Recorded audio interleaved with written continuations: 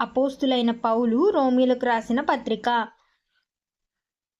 యేసుక్రీస్తు దాసుడును అపోస్తులుగా నుండుటకు పిలువబడినవాడును దేవుని సువార్త నిమిత్తము ప్రత్యేకింపబడినవాడనైన పౌలు రోమాలో ఉన్న దేవుని ప్రియులందరికీ అనగా పరిశుద్ధులుగా ఉండుటకు పిలువబడిన వారందరికీ శుభమని చెప్పి వ్రాయినది.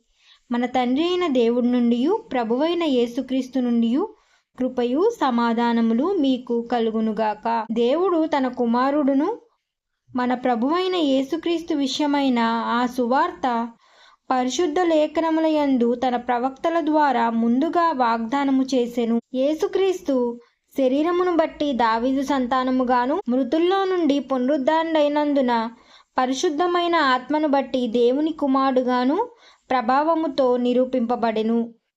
ఆయన నామము నిమిత్తము సమస్త జనులు విశ్వాసమునకు విధేయులగునట్లు ఈయన ద్వారా మేము కృపను అపోస్తులత్వమును పొందితిమి. మీరును వాటిలో ఉన్నవారై యేసుక్రీస్తు వారుగా ఉండుటకు పిలువబడి ఉన్నారు. మీ విశ్వాసము సర్వలోకమున ప్రచురము చేయుచుండుట బట్టి మొదట మీ అందరి నిమిత్తము యేసుక్రీస్తు ద్వారా దేవునికి కృతజ్ఞతాస్తుతులు చెల్లించుచున్నాను. ఇప్పుడు ఎలాగైనను ఆటంకము లేకుండా మీ యొద్దకు వచ్చుటకు దేవుని చిత్తం వలన నాకు వీలు కలుగునేమో అని నా ప్రార్థనలయందు ఎల్లప్పుడూ ఆయనను బతిమాలుకొనుచు మిమ్మును గూర్చి ఎడతెగక జ్ఞాపకం చేసుకొనుచున్నాను. ఇందుకు ఆయన కుమారుని సువార్త విషయమై నేను నా ఆత్మయందు సేవించుచున్న దేవుడే నాకు సాక్షి. మీరు సిద్ధపడవలనని అనగా మీకును నాకును కలిగియున్న విశ్వాసము చేత అనగా మనము ఒకరి విశ్వాసము చేత ఒకరము ఆదరణ పొందవలనని ఆత్మ సంబంధమైన కృపావరం ఏదైనను మీకిచ్చుటకు మిమ్మును చూడవలనని మిగులా ఆపేక్షించుచున్నాను. సహోదరులారా, నేను ఇతరులైన అన్యజనులలో ఫలం పొందినట్లు మీలో కూడా ఫలమేదైనను పొందవలనని అనేక పర్యాయములు మీ యొద్దకు రానుద్దేశించితిని గాని ఇది వరకు ఆటంకపరచబడి తిని ఇది మీకు తెలియకుండుట నాకు ఇష్టము లేదు. గ్రీసు దేశస్థులకును గ్రీసు దేశస్థులు కాని వారికిని జ్ఞానులకును మూఢులకును నేను రుణస్థుడను కాగా నా వలనైనంత మట్టుకు రోమాలో మీకును సువార్త ప్రకటించుటకు సిద్ధముగా ఉన్నాను. సువార్తను గూర్చి నేను సిగ్గుపడువాడను కాను. ఏలయనగా నమ్ము ప్రతివానికి మొదట యూదునికి గ్రీసు దేశస్థునికి కూడా రక్షణ కలుగజేయుటకు అది దేవుని శక్తి అయి ఉన్నది. ఎందుకని నా నీతిమంతుడు విశ్వాసము మూలముగా జీవించునని వ్రాయబడిన ప్రకారము విశ్వాసము మూలముగా అంతకంతకు విశ్వాసము కలుగునట్లు దేవుని నీతి దాని యందు బయలుపరచబడుచున్నది. దుర్నీతి చేత సత్యమును అడ్డగించు మనుషుల యొక్క సమస్త భక్తిహీనత మీదను దుర్నీతి మీదను దేవుని కోపము పరలోకము నుండి బయలుపరచబడుచున్నది. ఎందుకనగా దేవుని గూర్చి తెలియశక్యమైనదేదో అది వారి మధ్య విషదమై ఉన్నది. దేవుడు అది వారికి విషదపరచెను.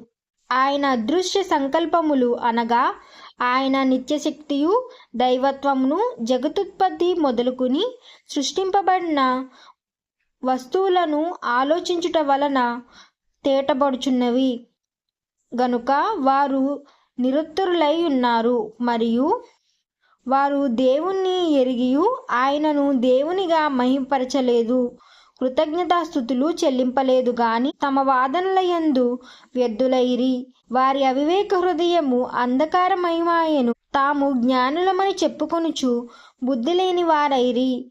వారు అక్షయుడగు దేవుని మహిమను క్షేమగు మనుషుల యొక్కయు పక్షుల యొక్కయు చతురాస్పద జంతువుల యొక్కయు పురుగుల యొక్కయు ప్రతి మాంసరూపముగా మార్చిరి.